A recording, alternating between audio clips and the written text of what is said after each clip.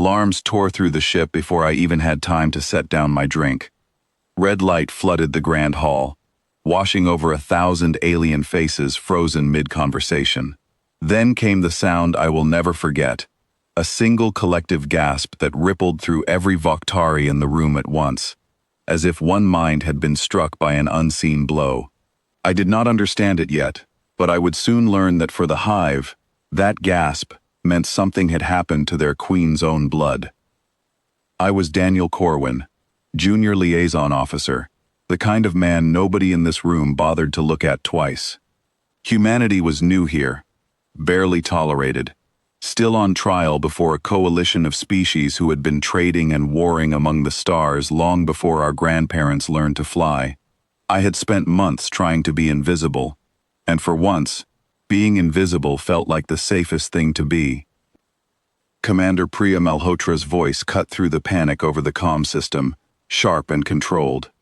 Everyone, remain exactly where you are. This is not a drill. Security teams, converge on the nursery deck immediately. The nursery deck. My stomach dropped. I knew what was kept there.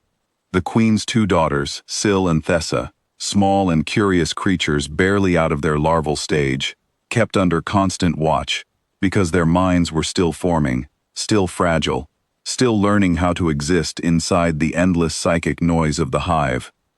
They were gone. I heard it from a passing guard before the announcement even finished, his voice trembling despite his armored calm.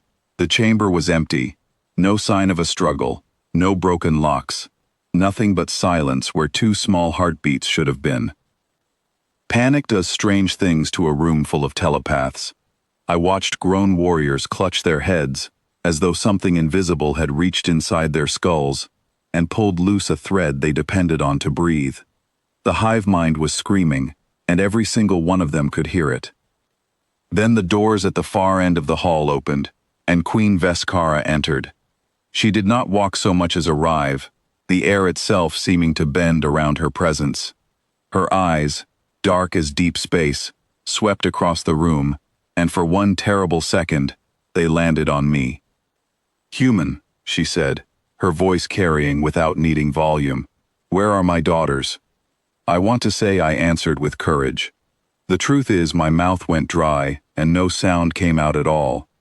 Commander Malhotra stepped forward, one hand raised in a gesture of calm that I suspected she did not feel. "Your Majesty, we are searching every deck. I promise you, we will find them." The Queen's gaze did not move from me. "The humans arrived only months ago. They do not carry our thoughts. They are the only unknown among us."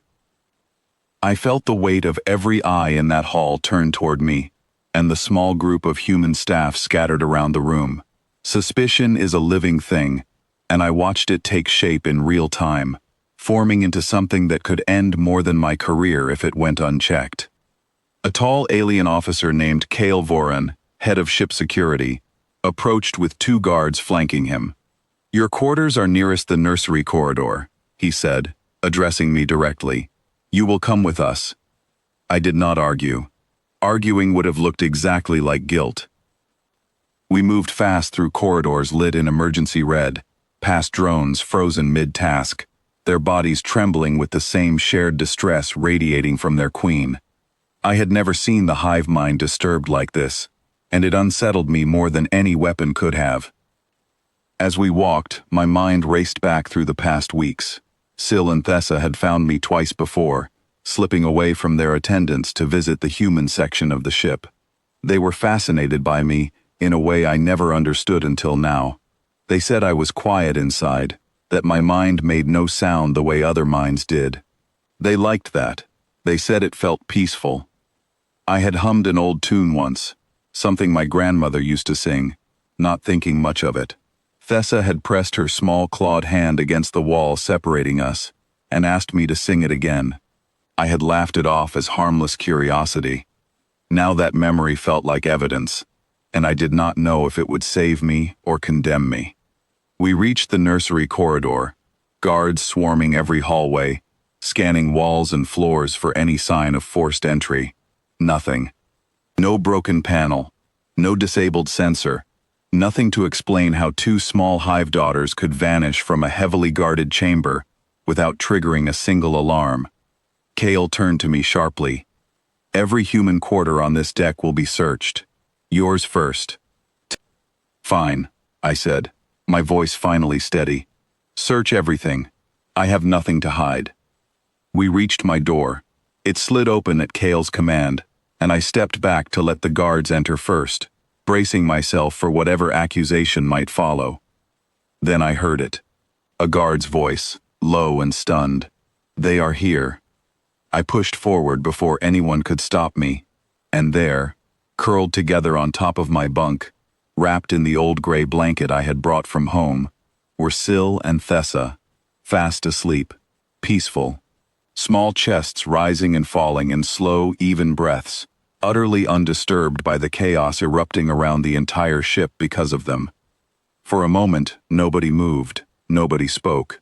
The only sound was the quiet hum of the ship's systems and the soft breathing of two sleeping children who had somehow ended every crisis simply by resting.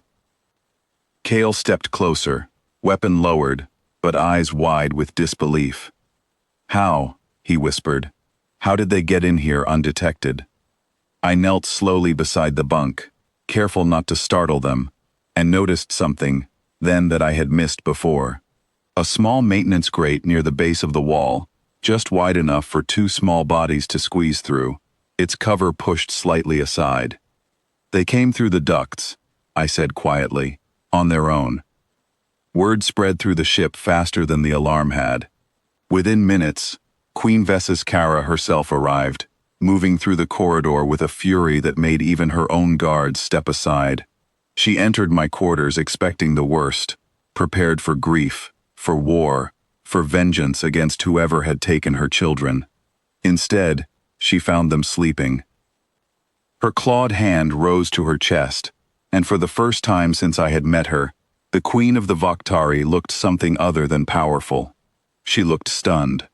Syl stirred first, blinking awake at the sudden crowd of guards and her own mother filling the small human room.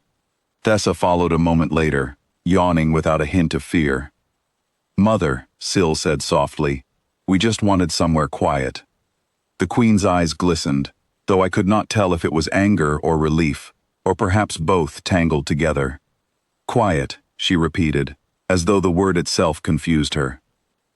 Thessa nodded, sitting up and hugging my blanket a little tighter. Everyone in the hive talks all the time, even when they sleep, she said. Every mind touches every other mind. We have never known what silence feels like. Then we found his room, and it felt like nothing was speaking at all. It felt safe. I realized then what the guards had missed entirely. My quarters, fitted with basic human tech meant only to block simple communication frequencies, had accidentally created something the hive had never possessed. A space empty of psychic noise, a space of true quiet. For two young minds overwhelmed by a lifetime of constant mental connection, that silence was not frightening. It was the first peace they had ever known. The Queen turned to me slowly, studying my face, as though seeing me for the first time. You did not take them, she said. You gave them something none of us could. I did not know what to say, so I simply told the truth. I did not even know I was doing it, Your Majesty. I only wanted them to be safe. Kale, still standing near the doorway, spoke up cautiously. Your Majesty, should we still investigate how they bypassed security? The Queen shook her head, something almost like a smile forming at the edge of her expression, an expression I never expected to see on her sharp, ancient features. No, she said. Investigate instead why none of us thought to build such a place ourselves. Within days, the story spread beyond our ship, carried through coalition channels faster than any official report could travel. The species who had once questioned whether humanity belonged among the stars now found themselves curious about something far simpler than weapons or technology. They wanted to know about silence, about rest, about a room where a mind could simply stop and breathe. Requests began arriving from other delegations, asking if human engineers could design small chambers of quiet aboard their own vessels, shielded rooms free from constant mental noise, modeled after nothing more than my ordinary, unremarkable quarters. I sat with Syl and Thessa one evening not long after, both of them curled comfortably nearby, while their mother spoke quietly with Commander Malhotra in the hall outside. "You are not in trouble, are you?" Thessa asked, tilting her head toward me with wide, curious eyes. "No," I said, smiling despite myself. "I don't think I am." "Good," Syl said, "because your room is still the best place to sleep."